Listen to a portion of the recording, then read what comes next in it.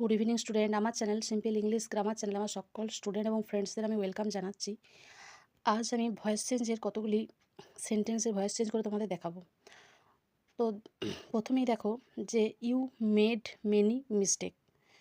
তাহলে এখানে বলি, তাহলে এখানে অবজেক্ট কোনটা না মিস্টেক্সটা, তাই তো? তাহলে মিস্টেক্সটা দেখো আমি প্রথমে নিয়ে এসেছি, তারপর ওয়ে দিয়েছি। কেন? কারণ এখানে এস যোগ আছে বলে। তাহলে মিস্টেক্স ওয়ের মেড, কেন মেড এখানে এটা ওয়ের হলো কেন?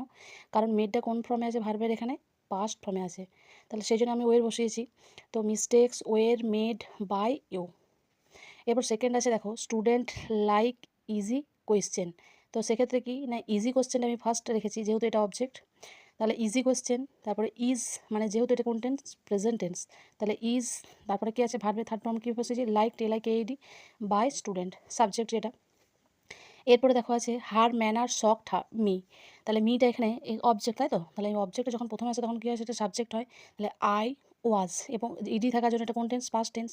তাহলে আই, সেই জন্য বসেছি I was shocked by her manner, মানে সাবজেক্ট যেটা আছে হাই ম্যানারটা শেষে চলে যাবে বাই দিয়ে।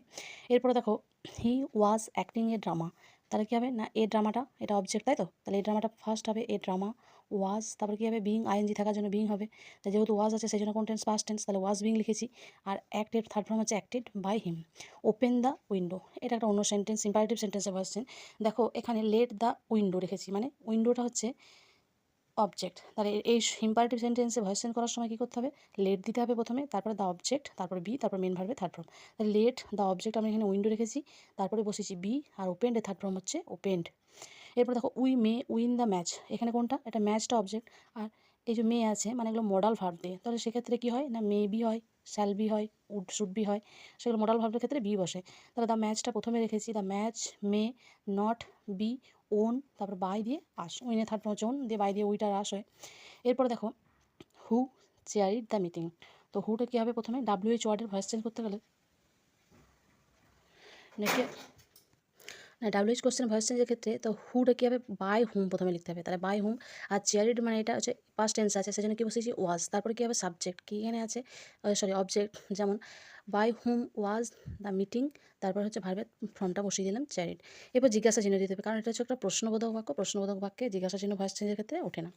এরপরে দেখো we were surprised at it, তাই তো? তো এটা আমি এর আগেও বললাম, দেখো ইটটা হচ্ছে অবজেক্ট, সেজন্য ইটটা আমি ফার্স্ট রেখেছি। আর এটা আমার হচ্ছে পরিবর্তন করা রয়েছে, তাই তো? সেই জন্য আমি রেখেছি এটা অ্যাক্টিভে। তাহলে ইট সারপ্রাইজড আস, এটা প্যাসিভে করা আছে, অ্যাক্টিভে করে নিলাম। এরপরে ওয়ের ইউ রাইটিং এ লেটার, তাহলে এখানে অবজেক্ট কী হবে? A letter. তাহলে ওয়াজ এ লেটার, কারণ ইউ এর ক্ষেত্রে ওয়ের বসে, কিন্তু বাকি যেগুলো ফার্স্ট পার্সনটা থার্ড পার্সন আছে সেগুলোর ক্ষেত্রে কী বসে আমার? না ওয়াজ বসে। তাহলে was a letter being written by you. এরপরে দেখো the man will buy a car আছে, তাহলে কী হবে না এই কারটা অবজেক্ট, তাহলে এই কার, তারপরে এখানে কী বললাম? এটা future tense, shall be will be, এর ক্ষেত্রে কী হয়? বি বসে, শ্যাল বি বা উইল বি। তো এক্ষেত্রে উইল বি বসবে। তাহলে এই কার উইল বি, বাইটা কী হবে? বট হবে, আর বাই দ্য ম্যান।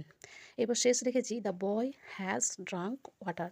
তাহলে ওয়াটারটা কী হবে? ফার্স্ট আসবে, water has been drunk by the boy, কারণ হ্যাজ থাকলে কী হয়? Has been. আর হ্যাজের পরে কী হয়? ভার্বের ফর্ম করাই থাকে, কারণ এটা যেন পারফেক্ট টেন্সে ভার্বের থার্ড ফর্ম ব্যবহৃত হয়। তো এই ক্ষেত্রে আমার ভার্বের ফর্ম করতে হচ্ছে না,